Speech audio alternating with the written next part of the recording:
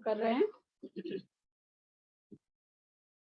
सरस्वती नमस्तुभ्यं वरदे कामरूपिणी विद्यारंभं करिष्यामि सिद्धिर्भवतु मे सदा। द्वादशं जिनवानी माता की जय। तत्वार्थ सूत्र ग्रंथराज की जय। उमा स्वामी आचार्य की जय। सर्वार्थ सिद्धि ग्रंथराज की जय। पूज्यपाद आचार्य की जय। फूलचंद शास्त्री जी की जय। अढ़ाई दीप में विराजमान सभी आचार्य उपाध्याय सर्व साधु के चरणों में नमोस्तु नमोस्तु नमोस्तु। सभी आरिका माता जी के चरणों में, कलकत्ता में विराजमान 8 आरिका माता जी के चरणों में बंदामी बंदामी बंदामी। सभी छुलक छुलका एलक के चरणों में इच्छा में इच्छा में इच्छा में। सभी प्रतिमाधारी के चरणों में ग्रुप में विराजमान अंजना जी के चरणों में वंदना वंदना वंदना। पूज्य जनों को सादर चरण स्पर्श, सभी से सादर जय जिनेन्द्र। हम लोग उमा स्वामी जी के द्वारा रचित तत्वार्थ सूत्र पर पूज्य पादाचार्य की सर्वार्थ सिद्धि नामक टीका पढ़ रहे हैं। उसको पढ़ते हुए हम 8वें अध्याय के 12वें सूत्र में 11वें सूत्र में 11वां सूत्र चल रहा है। मोक्ष मार्ग से नेतारम वेतारम कर्म भूभृताम ज्ञातारम विश्वतत्त्वानां वंदे तद्गुण लब्धये। मिथ्या दर्शना विरति परमार्थ कसाय योगा बंधेत्वः स कसायत्वा जीवः कर्मणो योग्यान कुर्लान दत्ते संबंध प्रकृति स्थिति अनुभव प्रदेशास्तद विधय आद्यो ज्ञान दर्शनावरण वेदमी मोहनीय आयुर्नाम गोतांतरायः पंच नव द्वेष्टा विंशति चतुर्थी चत्वारिंशत् द्विपंचभेदा यथाक्रमम् मति श्रुता अवधि मन पर्य केवलानां चक्षुर चक्षुर अवधि केवलानां निद्रा निद्रा निद्रा प्रचला प्रचला प्रचला स्थान गृध्यश्च सदसद वेद्ये दर्शन चारित्र मोहनिया कसाय कसाय वेदनीयाख्यास त्रिद्विनव षोडश भेदा सम्यक मिथ्या तदुभयान कसाय कसाय कसाय कसाय हास्य रत्य रति शोक भय गुप्सा स्त्री पुण्य पुरुषक वेदा अनंतानुबंध प्रत्याख्यान प्रत्याख्यान संजलन विकल्पाश चैकशः क्रोध माया लोभा नारक तेरे यौन मानुष दैवानी गति जाति शरीर अंगोपान निर्माण बंधन संघात संस्थान संघन स्पर्श रस गंध वर्णानुपूर्व तपो द्योत श्वास विहायु गत्य प्रत्येक शरीर त्रस सुबह देखिए ना पर्याप्ति श्राद्य कृति से तराने की परिचय। इसकी हिंदी चल रही थी। निर्माण देखिए बहुत लोगों का वो खुला हुआ है, म्यूट कर ले प्लीज सभी कोई। निर्माण कर्म चल रहा था। निर्माण कर्म के आप लोगों में से कोई भी पढ़े, हिंदी पढ़े इसकी।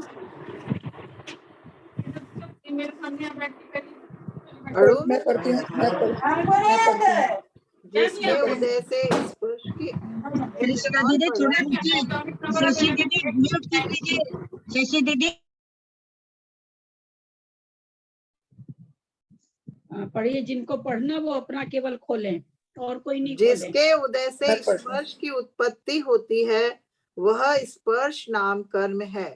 वह 8 प्रकार का है। कर्कश नाम कर्म, मृदु नाम कर्म, गुरु नाम कर्म, लघु नाम कर्म, स्निग्ध नाम कर्म। आप कहाँ पढ़ रहे हैं? निर्माण तक पढ़ाई हुआ था। हाँ?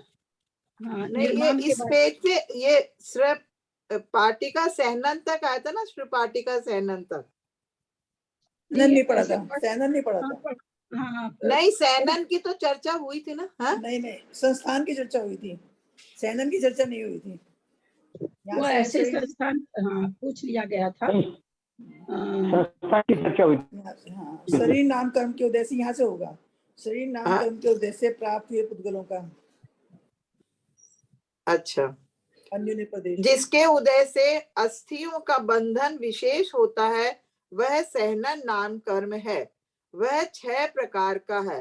वज्र ऋषभ नाराज सहनन नाम कर्म, वज्र नाराज सहनन नाम कर्म, नाराज सहनन नाम कर्म, अर्ध नाराज सहनन नाम कर्म, केलिका सहनन नाम कर्म और असंप्राप्त सुपाटी का नाम सहनन, नाम कर्म सहनन। जिसके उदय से स्पर्श की उत्पत्ति होती है वह स्पर्श नाम कर्म है।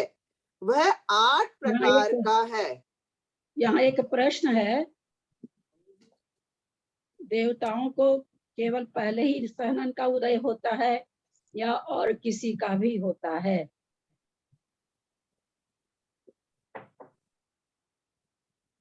दीदी मैं बोलूं? सहनन तो सभी के उदय आता है ना। 3 सहनन होते हैं, व्रज ऋषभ नाराचन, व्रज नाराचन और अर्ध नाराचन सहनन। दीदी बोले हम? नहीं, 1 मिनट रुके आप। चलिए, 2 का आंसर आया। तीसरा आंसर सरिता जी जैन बोलिए, सुमन जैन बैंगलोर बोलिए। एक बार क्वेश्चन वाले ना सुनाई नहीं दिया हमको, लाइन ऐसे हो गई। देव लोगों को केवल पहला सहनन होता है या 2-3 होता है अथवा 6 होता है? नहीं, मेरे पहले ही सहनन होता है। मैं बोल रही हूँ कृष्णा, ब्रज वृषभ नाम से सहनन ही होता है देवों को। ठीक है। सुमन जैन बैंगलोर।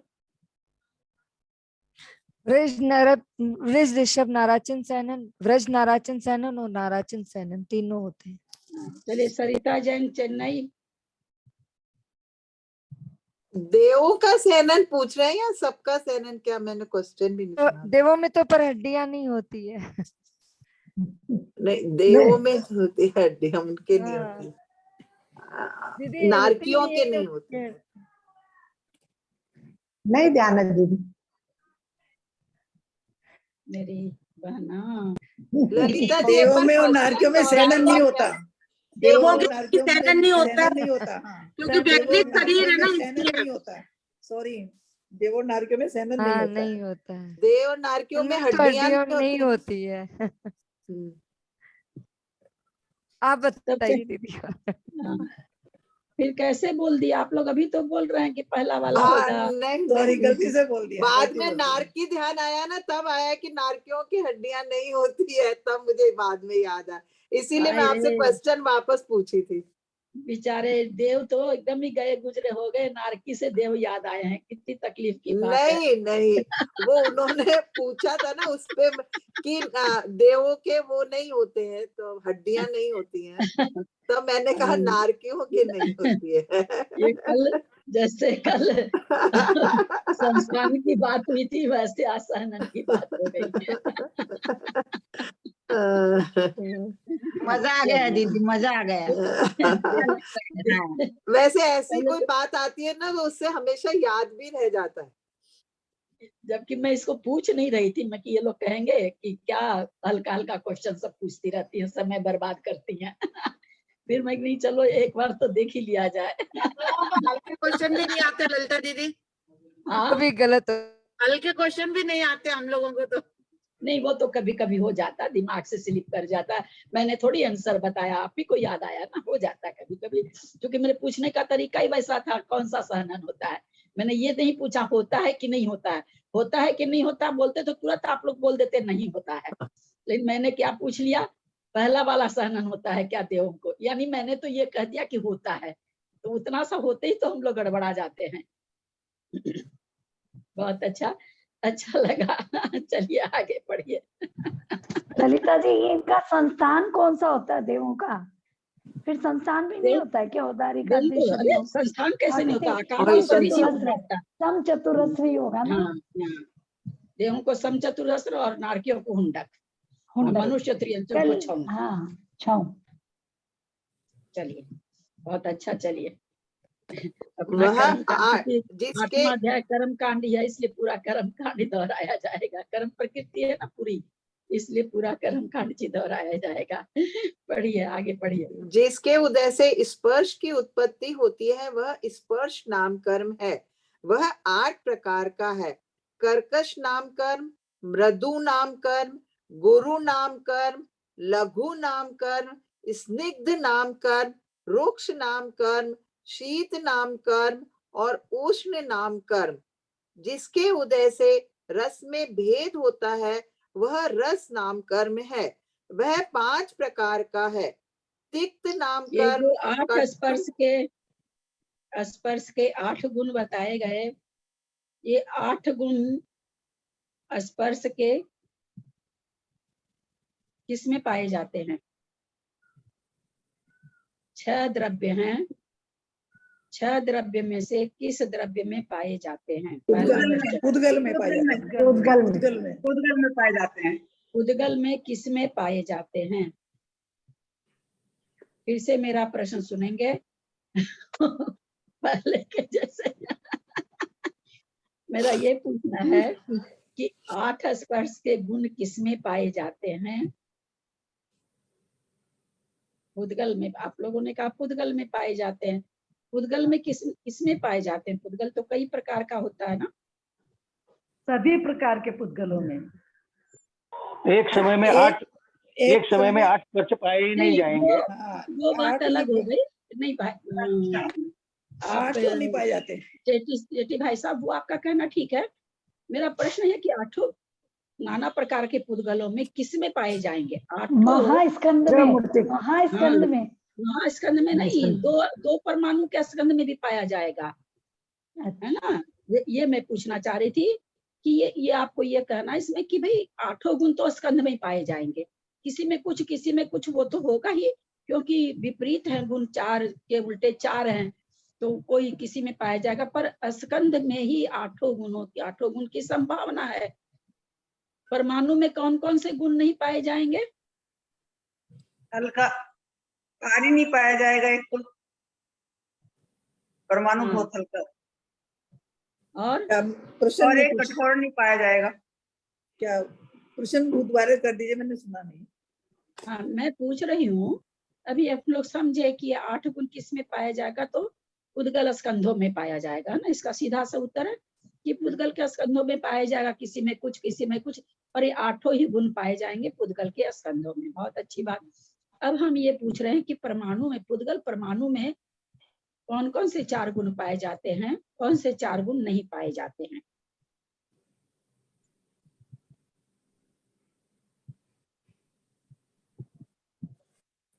अयो, इतना देरी क्यों?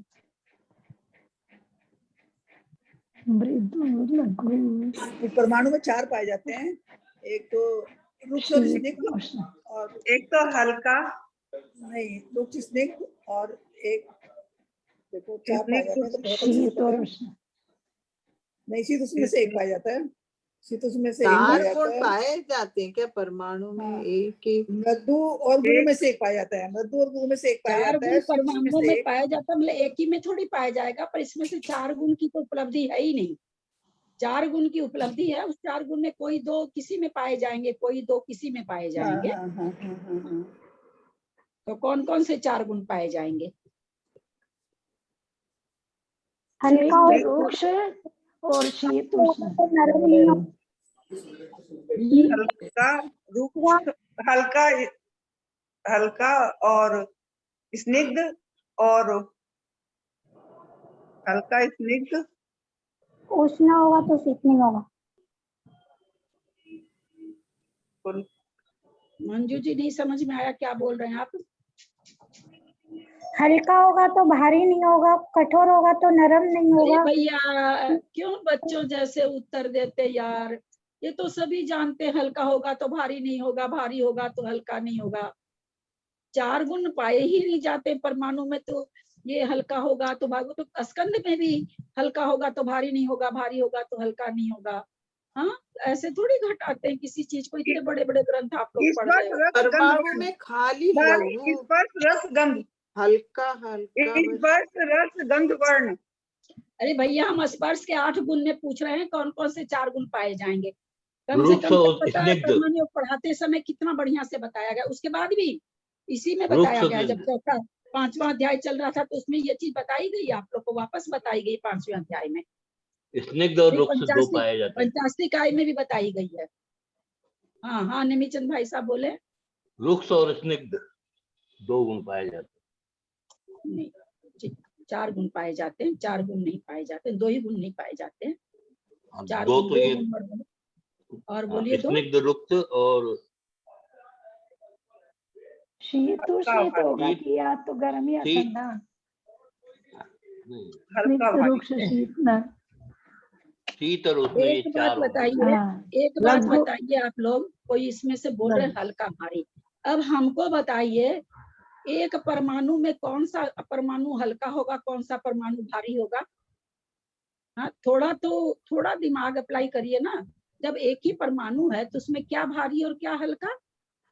हल्का भारी तो हो ही नहीं सकता ना, सारे परमाणु तो एक ही परमाणु कौन है हल्का। जिसका दूसरा टुकड़ा नहीं हो सके? तो वो तो हल्का स्कंध थोड़ी है कि कोई 2 परमाणु का स्कंध है, कोई 4 परमाणु का स्कंध है तो हल्का भारी उसमें पाया जाएगा। परमाणु में हल्का भारी कैसे पाया जाएगा? देख लघु होगा ना स्निग्ध दीदी, रुक्ष लघु और शीत और शीत उष्ण। उष्ण रुक्ष शीत उष्ण रुक्ष और स्निग्ध। हाँ यही मैं बोल रही। शीत उष्ण रुक्ष और स्निग्ध। मेरे ख्याल से तो खाली हल्का, पता नहीं। हाँ? अरे भैया, अब परमाणु को स्टिफ करके रख दोगे क्या? हल्का हल्का, एक हल्का आपने कह दिया, उसका विपरीत गुण कहाँ गया? सभी परमाणु में हल्का आप घटा दोगे, ऐसा नहीं होता। दो जो गुण है ना, 4 गुण, हाँ, उष्ण और शीत और स्निग्ध और रुक्ष, ये 4 पाएंगे। स्निग्ध स्निग्ध और रुक्ष तो रुक्ष पाया ही जाता है, हम लोग को सब देख के आए हैं कि और शीत और उष्ण। बंद होता है, स्निग्ध और रुक्ष के कारण बंद होता है, तो वो तो पाया ही जाएगा परमाणु में। 2 तो डेफिनेट है ही है, और दूसरा शीत और उष्ण पाया जाएगा। कर्कश और कठोर, एक में क्या कर्कश और क्या कठोर, और गुरु लघु तो पाया ही नहीं जाएगा परमाणु में, कभी भी नहीं पाया जाएगा। चलिए आगे चलिए। जिसके उदय से, हाँ, शीत नाम कर्म और उष्ण नाम कर्म, जिसके उदय से रस में भेद होता है वह रस नाम कर्म है। वह 5 प्रकार का है। तिक्त नाम कर्म, कटु नाम कर्म, कषाय नाम कर्म, आम्ल नाम कर्म और मधुर नाम कर्म। जिसके उदय से गंध की उत्पत्ति होती है वह गंध नाम कर्म है। वह 2 प्रकार का है, सुरभि गंध नाम कर्म और असुरभि गंध नाम कर्म। जिसके निमित्त से वर्ण में विभाग होता है वह वर्ण नाम कर्म है। वह 5 प्रकार का है, कृष्ण वर्ण नाम कर्म, नील वर्ण नाम कर्म, रक्त वर्ण नाम कर्म, हरिद्र वर्ण नाम कर्म और शुक्ल वर्ण नाम कर्म। जिसके उदय से पूर्व शरीर के आकार का विनाश नहीं होता है वह अनुपूर्वीय नाम कर्म है। वह 4 प्रकार का है, नरक गति प्रज्ञान पूर्व नाम कर्म, तिर्यक प्रायोग्यानुपूर्व नाम कर्म, मनुष्य गति प्रायोग्यानुपूर्व नाम कर्म और देव गति प्रायोग्यानुपूर्व नाम कर्म। जिसके उदय से लोहे के पिंड समान गुरु होने से न तो नीचे गिरता है और न अर्क तूल के समान लघु होने से ऊपर जाता है, वह अगुरु लघु नाम कर्म है। जिसके यहाँ उदय गुरु और से लघु का मतलब, यहाँ गुरु और लघु का मतलब भारी और हल्का, ठीक है? चलिए। जिसके उदय से स्वयं कृत उद्बंधन और मरुस्थल में गिरना आदि निमित्तक उपघात होता है वह उपघात नाम कर्म है।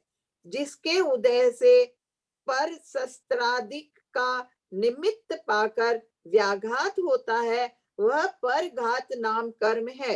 जिसके उदय से शरीर में आतप की रचना होती है वह आतप नाम कर्म है।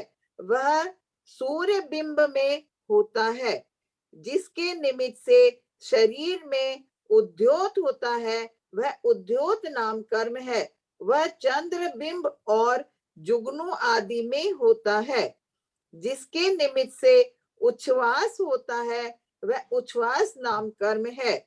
विहायस का अर्थ आकाश है। उसमें गति का निर्वर्तक कर्म विहायो गति नाम कर्म है। प्रशस्त और अप्रशस्त के भेद से वह 2 प्रकार का है, शरीर नाम कर्म के उदय से रचा जाने वाला जो शरीर जिसके निमित्त से एक आत्मा के उपभोग का कारण होता है, वह प्रत्येक शरीर नाम कर्म है। बहुत आत्माओं के उपभोग का हेतु रूप से साधारण शरीर जिसके निमित्त से होता है, वह साधारण शरीर नाम कर्म है। जिसके उदय से द्विंद्रियादिक में जन्म होता है, वह त्रस नाम कर्म है। जिसके निमित्त से एक इंद्रियों में उत्पत्ति होती है, वह स्थावर नाम कर्म है। जिसके उदय से अन्य जन प्रीतिकर अवस्था होती है, वह सुगम नाम कर्म है। जिसके उदय से रूपादि गुणों से कैसे पढ़ा जाता है, अपने आप पहले देखें कि कौन कौन सब याद कर सकते हैं। नॉर्मल अभी दिख रहा है, ये याद करो, प्रॉपर्टीज ऑफ इलेक्ट्रॉन्स याद करो, प्रॉपर्टीज ऑफ प्रोटॉन्स याद करो। शशि अच्छा, मैं सोची मुझे कुछ कह रहे हैं। जिसके उदय से रूपादि गुणों से युक्त होकर भी अप्रीतिकर अवस्था होती है, वह दुर्भग नाम कर्म है। जिसके निमित्त से मनोज्ञ स्वर की रचना होती है, वह सुस्वर नाम कर्म है। इससे विपरीत दुस्वर नाम कर्म है। जिसके उदय से रमणीय होता है, वह शुभ नाम कर्म है। इससे उपरीत अशुभ नाम कर्म है। सूक्ष्म शरीर का निर्वर्तक कर्म सूक्ष्म नाम कर्म है। अन्य बाधा कर शरीर का निर्वर्तक कर्म बाधर नाम कर्म है। मैं जिसके उदय से सबको समझ में आया होगा, बता इसमें हाँ। कुछ समझाने वाली चीज नहीं है। चलिए आगे चलिए, और कोई पढ़ पढ़ो लीजिए। अब। मंजू मैं जी पढ़ती पढ़ना हूँ। चाह रहे हैं, पढ़िए। हाँ दीदी इसमें कुछ हाँ, नए जिस- शब्द आए हैं। हाँ, जो शरीर तिर्यक- का तिर्यक निर्वर्तक कर्म। हाँ गति- वो बोलिए। तिर्यक गति प्रायोग्य अनुपूर्व, अपन तिर्यक गति अनुपूर्व बोलते हैं, प्रायोग्य क्या आ गया बीच में? ये शब्द आप लोग बोलिए तो ये शब्द कहाँ सुने थे? जेठी भाई साहब को करनानी तो योग नहीं में आया थे। होगा। हाँ, लब्धि की टाइम पे हाँ, सुने थे ना, लब्धि। प्रायोग्य लब्धि। प्रायोग्य लब्धि। प्रायोग्य लब्धि। कहाँ हाँ। आया था? किसको प्रायोग्य याद है? लब्धि। उसमें श्रद्धि में आया था ना, करनानी योग के उसमें आया था ना, नहीं जी, कर्णानी योग को पढ़े तो जन्म लब्धियों का। कर्म कांड जी में आया था, और आप लोगों ने केसी भाई साहब से प्रश्न किया था, भाई साहब उत्तर नहीं दे पाए थे, फिर मैंने इसको समझाया था। देखिए किसी को भी याद नहीं है समझाई हुई चीज, और जैसे होता है ना कई बार कि हम कोई से किसी चीज को पूछते हैं, किसी से भी आज हमसे कोई चीज पूछ रहे हैं, मान लीजिए मैं उत्तर नहीं दे पा रही हूँ और कोई दूसरा देता, तो वो चीजें स्पेशली याद रह जाती है कि हाँ हमने, और शायद मंजू जी ने पूछा था कि प्रायोग क्यों लिखा हुआ है, उसमें इसको बताया हुआ है कर्मकांड जी की, वो क्लास खोल करके आप लोग सुनिएगा, बहुत बढ़िया से वहां समझाया है मैंने। और कर्मकांड जी का हम तो कर ही नहीं रहे, तो कैसे समझेंगे? आप नहीं कर रहे हैं, पर जेठी भाई साहब, मंजू जी, सरिता जी सब कर रहे हैं। दीदी आप समझाइए, हम लोग नहीं करते वो क्लास। चलिए आगे चलिए। जिसके उदय से आहार आदि पर्याप्तियों की रचना होती है, वह पर्याप्ति नाम कर्म है। वह 6 प्रकार का है। आहार पर्याप्ति नाम कर्म, शरीर पर्याप्ति नाम कर्म, इंद्रिय पर्याप्ति नाम कर्म, प्राणापान पर्याप्ति नाम कर्म, भाषा पर्याप्ति नाम कर्म और मनः पर्याप्ति नाम कर्म। जो 6 प्रकार के पर्याप्तियों के अभाव का हेतु है, वह अपर्याप्ति नाम कर्म है। स्थिर भाव का निर्वर्तक। हाँ, बहुत अच्छी परिभाषा है, जो 6 प्रकार की पर्याप्तियों के अभाव का हेतु अभाव का है। बहुत सुंदर। ये भी कितना बहुत सुंदर परिभाषा दीदी। सूक्ष्म शरीर का निर्वर्तक कर्म, ये भी अच्छा लगा इसे। स्थिर भाव का निर्वर्तक कर्म स्थिर नाम कर्म है। इससे विपरीत अस्थिर नाम कर्म है। प्रभा युक्त शरीर का कारण आदेय नाम कर्म है। निष्प्रभ शरीर का कारण अनादेय नाम कर्म है। पुण्य गुणों की प्रसिद्धि का कारण यश कीर्ति नाम कर्म है। इससे विपरीत फल वाला अयश कीर्ति नाम कर्म। आर्यंत का कारण तीर्थंकर नाम कर्म है। विशेषार्थ पढ़ूं आगे? इसमें प्राणापान दिया है, वैसे उच्छ्वास बोला जाता है हाँ, तो ज्यादातर एक ही बात। प्राणापान। हाँ। श्वासोच्छ्वास मतलब बोलो, अच्छा भले लगा, प्राणापान। मतलब वैसे प्राणापान भी है। दोनों एक ही यहाँ है ना, वैसे। हाँ, यहाँ नाम कर्म की श्वास को मतलब एक ही चीज, प्राण और अपान कहो या श्वास और उच्छ्वास कहो, एक ही चीज है। यहाँ नाम कर्म की उत्तर प्रकृतियों के कार्यों की चर्चा की गई है। मूल कर्म 8 है, उनमें से 7 कर्म जीव विपाकी माने गए हैं। नाम कर्म जीव विपाकी और पुद्गल विपाकी दोनों प्रकार का है। जिन कर्मों का विपाक जीव में होता है वे जीव विपाकी हैं, और जिनका विपाक शरीर आदि पुद्गल में होता है वे पुद्गल विपाकी हैं। यह इनका शब्दार्थ है। इसे ध्यान में रखते हुए इनके अर्थ की विस्तृत चर्चा करना आवश्यक है। साधारणतः सभी कर्म जीव के मोह, राग, द्वेष आदि परिणामों का निमित्त पाकर बंधते हैं, अतः उनका विपाक जीव में ही होता है। अर्थात उनके उदय का निमित्त पाकर जीव में तत्प्रकारक योग्यताएं आती है। फिर भी कर्मों के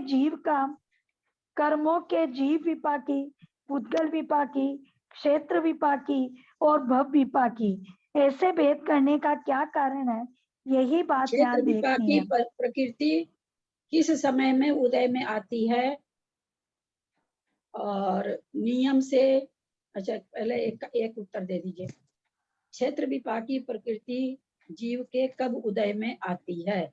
जी बोले हम मरने के समय, मरने के समय आती है। उपपात के समय आएगी। जी बोले।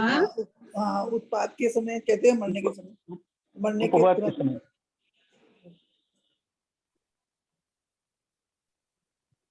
बोलिए। अगर हम आनुपूर्वी बोले तो कि भी जैसे नहीं, वो तो उसकी पहले की अवस्था होती जी बोले हम। हाँ हाँ बोलिए। उत्पाद के समय विग्रह गति में उदय आएगा दीदी इसका। विग्रह गति में उदय में आएगी, और जिसको विग्रह गति नहीं होगी तो ऋजु गति से जाएगा तो चलेगा ना दीदी, उसी गतियों में, ये बोल रही थी मैं। हाँ, विग्रह गति में, रुजु गति में, इन्हीं में तो उदय आएगा। अनुपूर्वी क्या करता है? एक मिनट बताइए, जबकि मेरे जैसा आप लोग पता नहीं समझते क्यों नहीं, किसी चीजों को बहुत ही ज्यादा भूलते हैं भाई, जरूरत से ज्यादा ही भूलते हैं। मेरा यह प्रश्न था, क्षेत्र विपाकी प्रकृति कौन सी है? सबने कुछ कुछ उत्तर दिया। क्या क्या उन्होंने? विजया जी ने सही उत्तर दिया कि विग्रह गति में जो 4 प्रकार की अनुपूर्वी है उसको क्षेत्र विपाकी कहते हैं जी। अब वो विग्रह गति में उदय में आती है।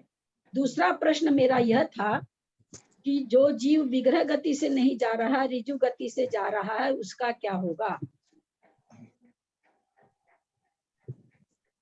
उतने समय के लिए तो दीदी, उतने समय के लिए तो उसका उदय रहेगा ही। रुजु गति का जो एक समय है उसमें उदय रहेगा।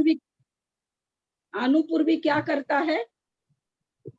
पूर्व शरीर को ही आकार बने रहता है अनुपूर्वी में। हाँ, क्यों बना रहता है? जैसे देव गति में कोई मनुष्य मर के देव गति में जा रहा है, उसका कारण क्या है? कोई मर कर के जा रहा है दूसरी गति में, पहले शरीर का आकार बन रखा है, ऐसा क्यों? क्योंकि अनुपूर्वी का उदय भी उसी समय होता है। अनुपूर्वी में ही उसका उदय आता है। क्योंकि जीव किसी न किसी आधार पर तो रहेगा। आपका आधार के कैसे रहेगा? हाँ, नेमीचंद भाई साहब कुछ बोल रहे हैं क्या? ठीक से बोलिए भाई साहब, सबकी आवाज आ रही थी। मतलब जीव है जो मतलब किसी न किसी आधार से तो रहेगा, बिना आधार कैसे रहेगा? इसलिए उसका पुराने शरीर का आधार। यहाँ आधार की बात नहीं है भाई साहब, आधार की बात नहीं है, वो तो कार्बन शरीर है, कोई बात नहीं है। आधार की बात यहाँ नहीं चल रही।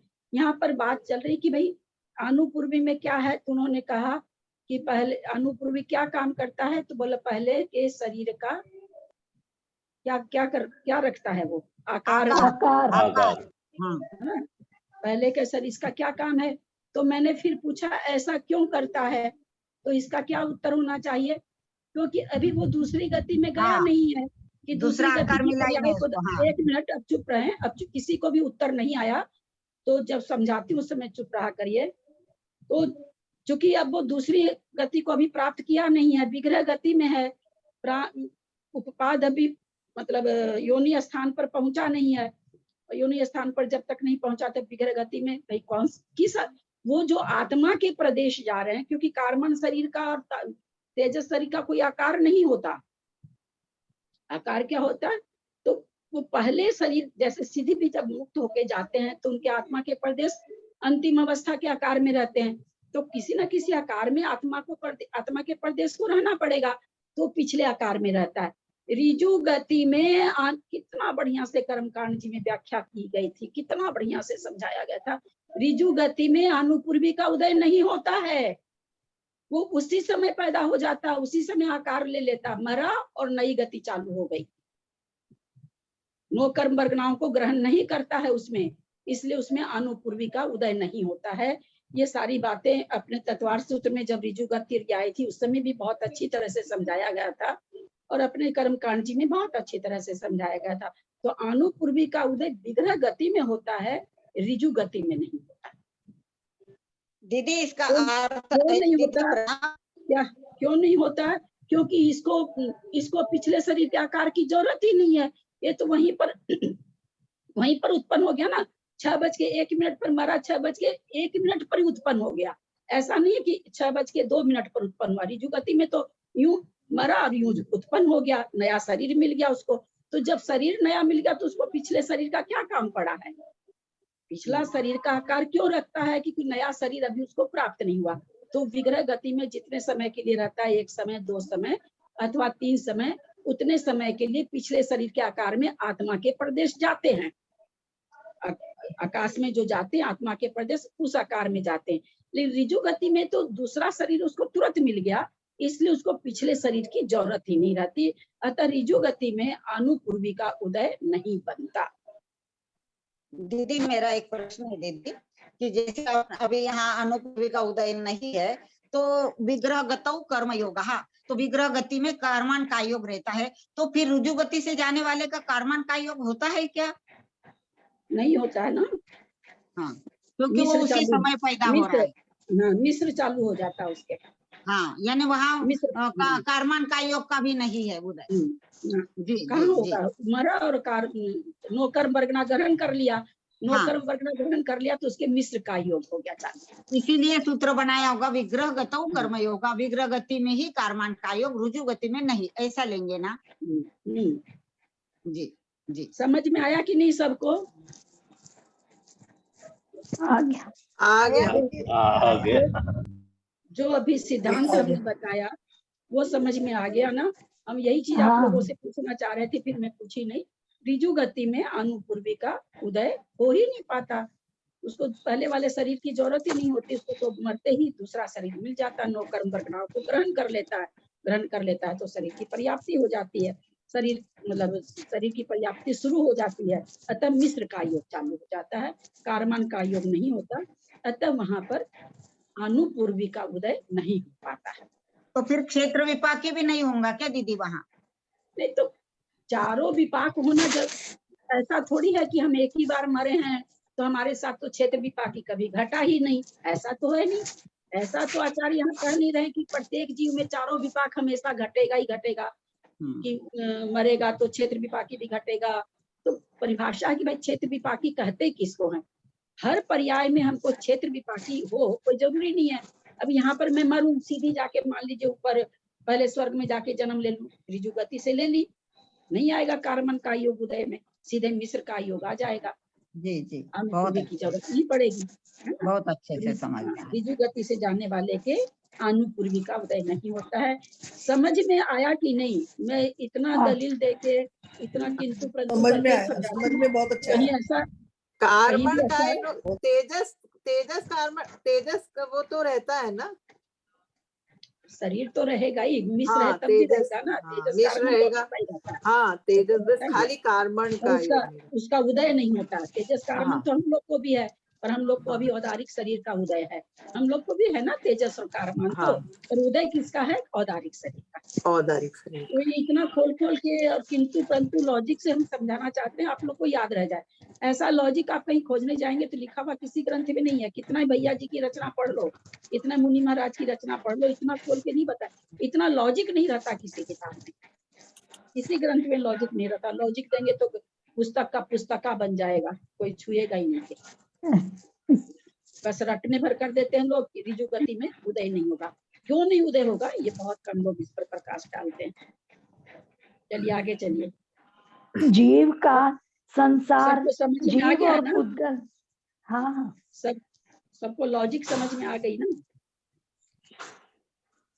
बहुत अच्छे से समझ में आया दीदी, बहुत अच्छे से। आपको तो आ ही गया होगा, आप तो वैसे भी आंसर आधा दे ही दिए थे। हम लोग जैसा में भी आ गया। नहीं, बहुत अच्छी समझ में आया। ललिता एक बार और बताओ तो। हाँ, मैं ये बोली सरोज, इसमें बोला ना कि भाई 7 कर्म तो इन्होंने कह दिया कि जीव विपाकी है, तो केवल कौन सा नाम कर्म छोड़ के 7 कर्म तो बोलते हैं उसका विपाक जीव में ही होता है। उद्गल नाम कर्म में बोले कि 4 तरह की प्रकृति है, उद्गल विपाकी, क्षेत्र विपाकी, भौतिक विपाकी और जीव विपाकी। ये सब किसको कहते हैं? जीव विपाकी किसको कहते हैं? जिसका फल जीव में पड़े।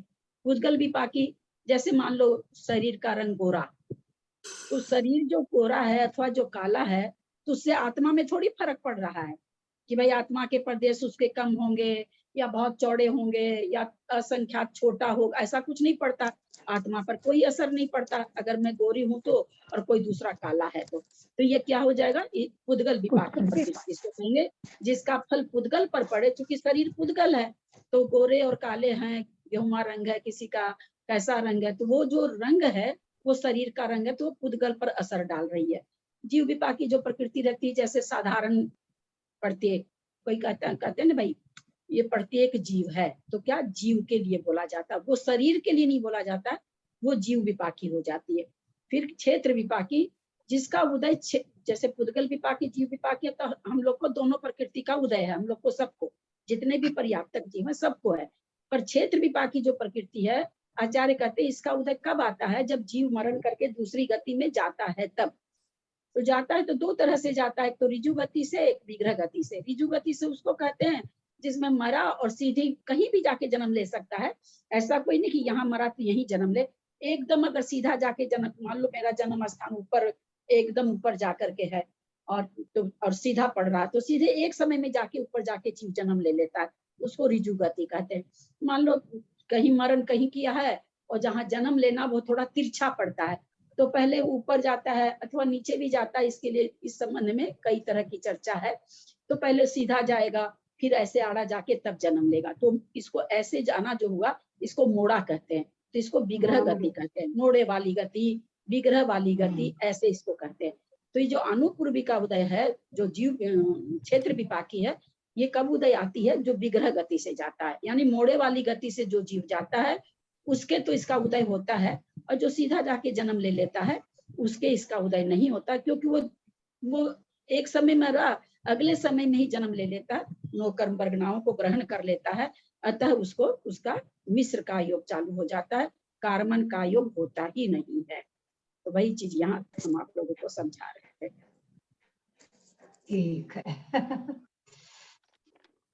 जीव का संसार, जीव और पुद्गल, इन 2 के मेल से होता है। वहां रहते हुए वह विविध गतियों में जन्म लेता है, मरता है और उनके अनुरूप नाना शरीरों को धारण करता है। यह सब अकारण नहीं हो सकता, इसलिए इनकी प्राप्ति के निमित्तभूत नाना प्रकार के कर्म माने जाते हैं, जिनको शास्त्र में भव विपाकी कहा है। वे उस पर्याय में अवस्था विशेष के कारण होने से उस संज्ञा को प्राप्त होते हैं। जिनको क्षेत्र विपाकी कहा है, वे एक गति से दूसरी गति के लिए जाते समय अंतराल में जीव का आकार बनाए रखते हैं। जिन्हें पुद्गल विपाकी कहा है, वे नाना प्रकार के शरीर और भोग क्षम इंद्रियों की प्राप्ति में सहायक होते हैं। और जो जीव विपाकी कहे जाते हैं, वे जीव के विविध प्रकार के परिणाम और उसके विविध अवस्थाओं के होने में सहायता करते हैं, और भव के अवस्थान के कारण भव विपाकी कर्म है। भव विपाकी कर्म जो भाव में उदय है, जन्म मनुष्य भाव, त्रियंच भाव, ये जो भाव को प्राप्त कराता है भव विपाकी कर्म कराता है। मैंने मनुष्य भाव बांधा है तो जो उसको प्राप्त कराएगा तो भव विपाकी कर्म कहलाएगा, यही यहाँ पर बता रहे हैं। और चलिए और भी है, बहुत अच्छा इसमें दिया है, बहुत ही अच्छा कार्य भेद से कर्मों को इन 4 भागों में विभक्त किया गया है। वस्तुतः सभी कर्म जीव की उस कर्म के नामानुरूप योग्यता के होने में सहायता करते हैं, और उस योग्यता से युक्त जीव तदनुरूप कार्य करता है। उदाहरणार्थ औदारिक शरीर नाम कर्म के उदय का निमित्त पाकर जीव में ऐसी योग्यता उत्पन्न होती है जिससे वह योग द्वारा शरीर निर्माण के लिए औदारिक वर्गणाओं को ग्रहण करता है, अन्य वर्गणाओं को नहीं। अब यहाँ पर एक प्रश्न है, 9 कर्म वर्गणाएं कहाँ पढ़े थे, कितनी होती है? दीदी फिर से बोलिए। असंख्यात होती है, 9 कर्म। 23 होती हैं। अच्छा नहीं एक मिनट, अरे भैया 23 तो सब प्रकार की वर्गना और भाषा वर्गना, वर्ग आहारक वर्गना, तेजस वर्गना, वो 23। मैंने ये थोड़ी पूछा कि वर्गना कितनी प्रकार की होती है, मैंने तो पूछा, मैं यहाँ ये प्रश्न कर रही हूँ अपने, इस पर भी बहुत अच्छी तरह से मतलब मेरा यह पूछना है, यहाँ लिखा हुआ है जिससे वह योग द्वारा शरीर निर्माण के लिए औदारिक वर्गणाओं को ही ग्रहण करता है, अन्य वर्गणाओं को नहीं। तो 9 कर्म वर्गना है, शरीर ग्रहण करने की जो वर्गना होती 9 कर्म वर्गना है। तो इन्होंने लिखा औदारिक शरीर नाम कर्म की, तो हम लोग ये चीज पढ़ चुके हैं कि कितनी तरह की वर्गना होती है, 9 कर्म वर्गना कितनी तरह की होती है, काउंटिंग भी इसका पढ़ चुके हैं।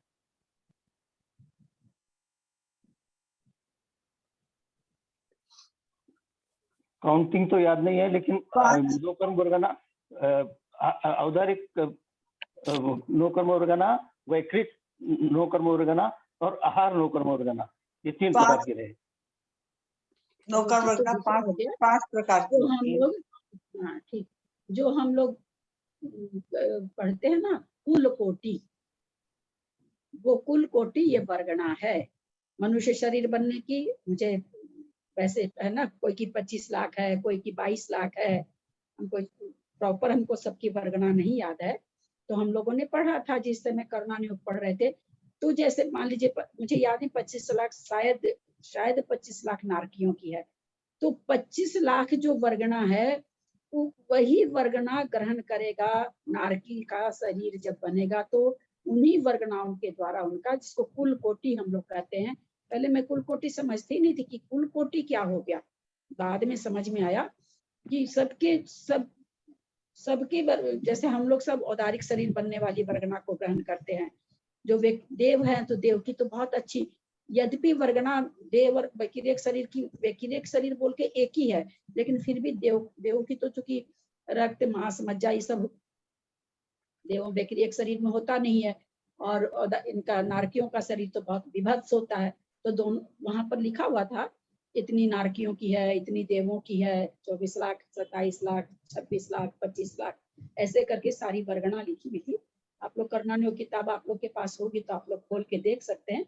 जो कुल कोटि है ना वो इसी को कहते हैं, सबकी वर्गनाओं को, जैसे 199 कुल कोटि जो आता है। हाँ, ऐसे तो 84 लाख योनि है ना, ऐसे तो 84 लाख योनि है, योनि तो 84 लाख ही है, लेकिन कुल कोटि उनका कितना है, यानी उनके शरीर वगैरह बनने की वर्गनाओं का कितना समूह है, तो कोई का 25 लाख है, किसी का 26 लाख है, ऐसे करके है। आप उसमें देखेंगे तो आपको मिल जाएगा। तो ये कुल कोटि के, तो औदारिक शरीर नामकर्म के उदय का निमित्त पाकर जीव में ऐसी योग्यता आती है जिससे वह योग द्वारा शरीर निर्माण के लिए औदारिक वर्गनाओं को ही ग्रहण करता है। सारी वर्गनाएं वातावरण में तो ये 23 वर्गना की बात नहीं है यहाँ पर, ये 23 वर्गना मत ले लीजिएगा। 23 वर्गना में तो सामूहिक रूप से नौकर वर्गना है, तो वो मत ले लीजिएगा। नौकर दीदी वर्गनाओं, नौकर दीदी वर्गनाओं में 199 कुल कोटि वर्गनाएं हैं। हाँ बोलिए।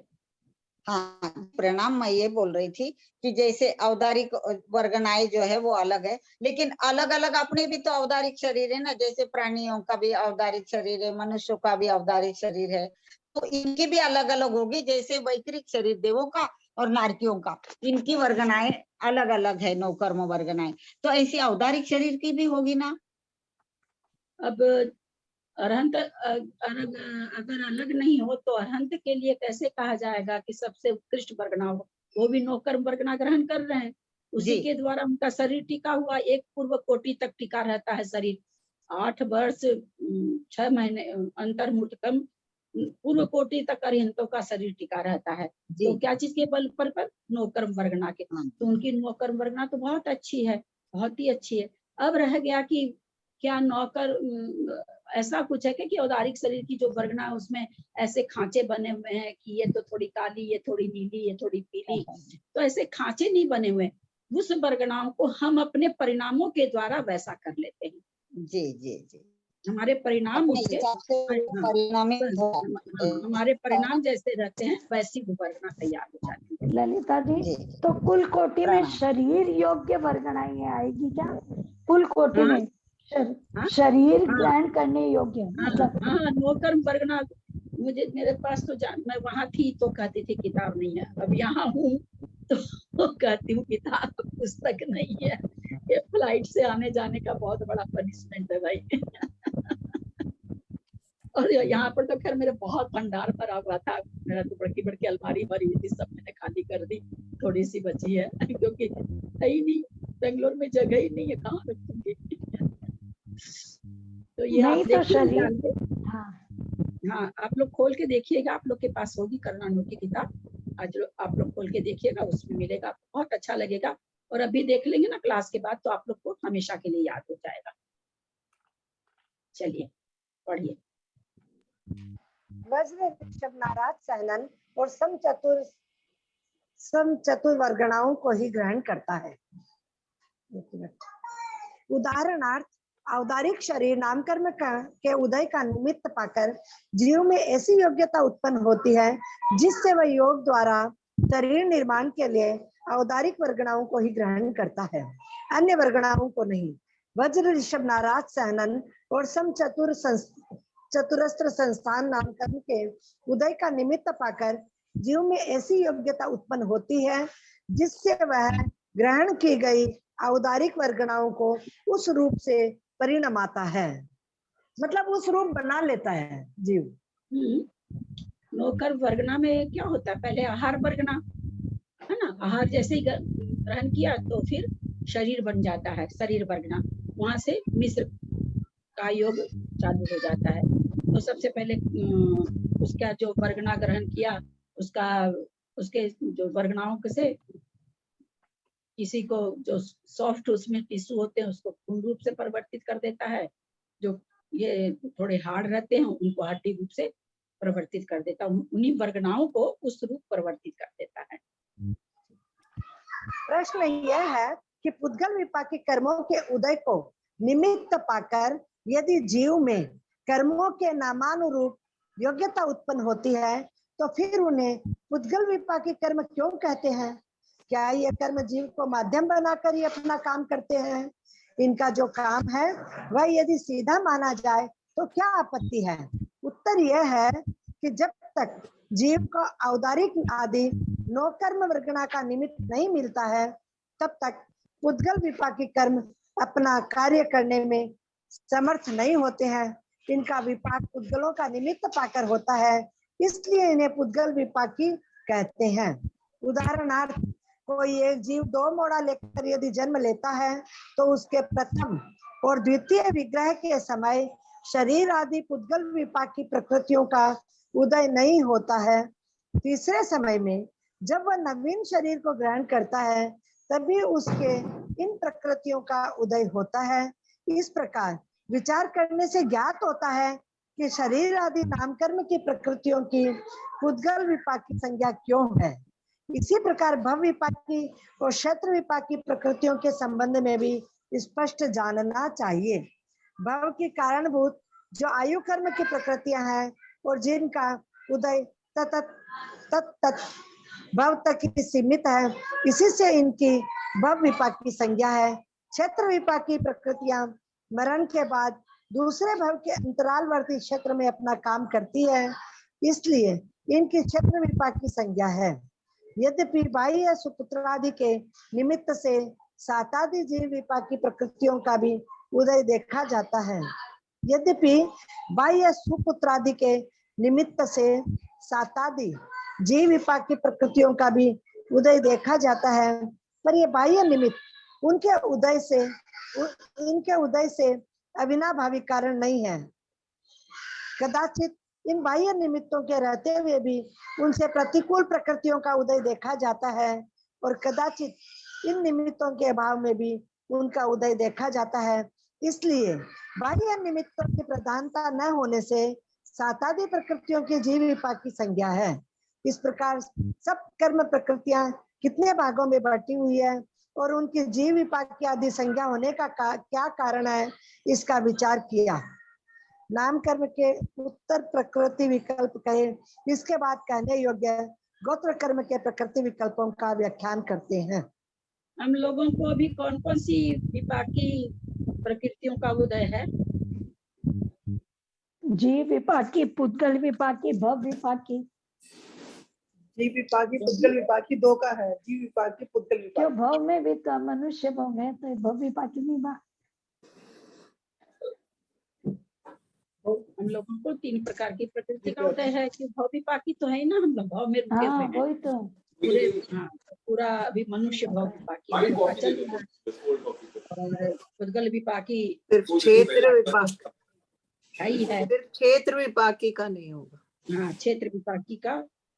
तो यहाँ पर जिस समय क्षेत्र विपाकी प्रकृति का उदय है, उस समय भव विपाकी प्रकृति का उदय है कि नहीं? है ना, है भव विपाकी का तो है, क्यों हैगा ना। कौन से भव में जाना है वो, मतलब वो होगा भव विपाकी। बहुत अच्छा, क्योंकि हम लोग सब जानते हैं आयु उसकी कहाँ चालू हो जाती है, मरते ही चालू हो जाती है ना। यद्यपि वो विग्रह गति में कार्बन शरीर के साथ है, परंतु आयु तो वहीं से शुरू हो गया। कोई त्रियंच मर रहा, मनुष्य में आ रहा, मरते ही तो मनुष्य आयु शुरू हो गई, काउंटिंग शुरू हो गई उसकी। तो इसलिए भव विपाकी तो वहीं पर उदय में आ जाती है। बहुत सुंदर। देखिए खाली इतना समय पूरा घंटा चला गया।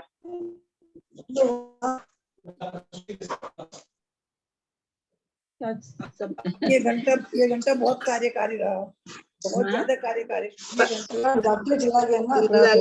ललिता जी, विग्रह गति में जो आकार पूर्व शरीर का जो आकार होता है, कम तो होता जा रहा है ना।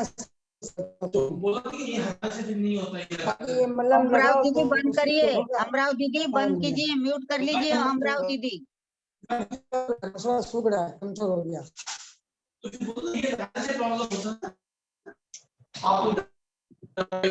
मतलब लगाओ जो मलन दिया वो मलन लगा ना, नमक का खुला को 2-3 बार।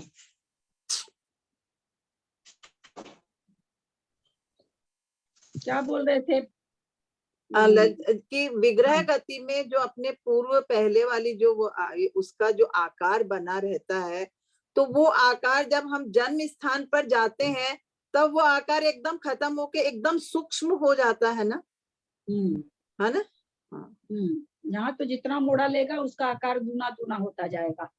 जैसे कोई 5 फीट का आदमी मरा, तो 5 फीट का आदमी मरा तो उसके आत्मा के प्रदेश 5 फीट रूप में जाते रहेंगे।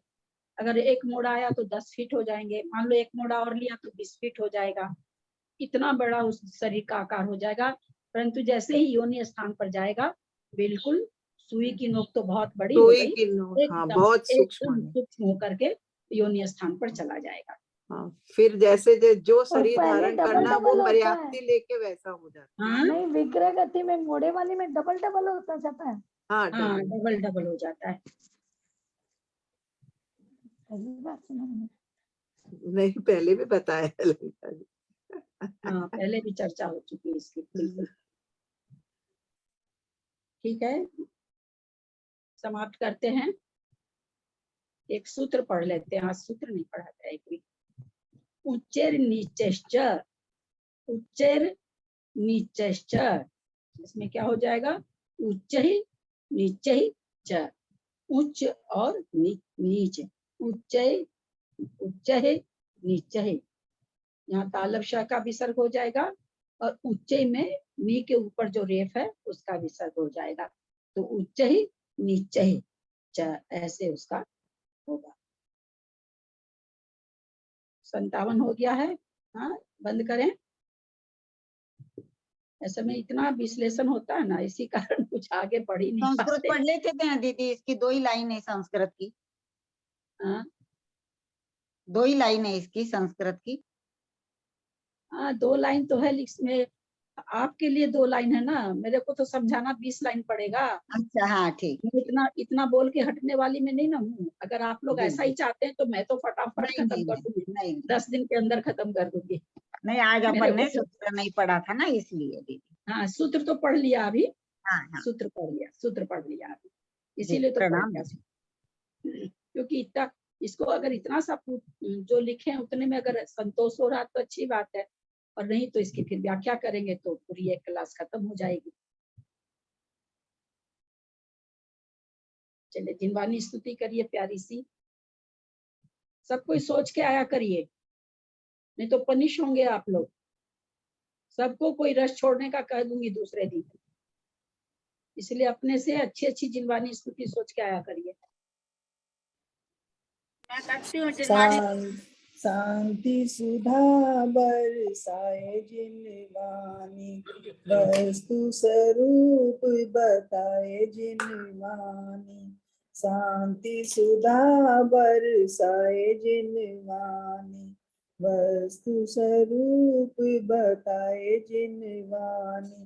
पूर्वा पर सब दोष रहित है, पाप क्रिया से शून्य शुद्ध है।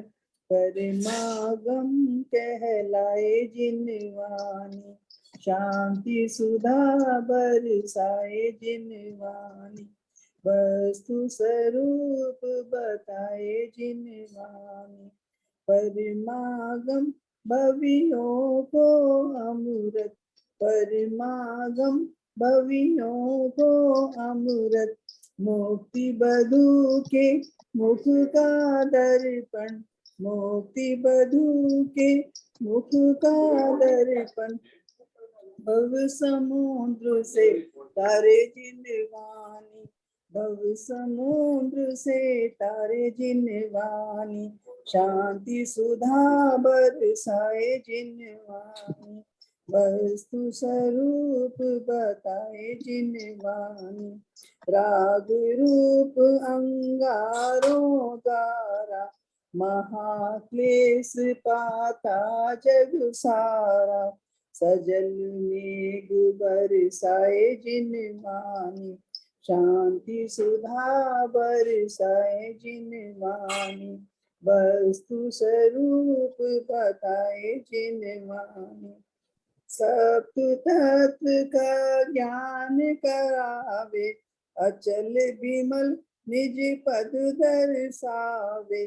सप्त तत्व का ज्ञान करावे, अचल विमल निज पद दर्शावे।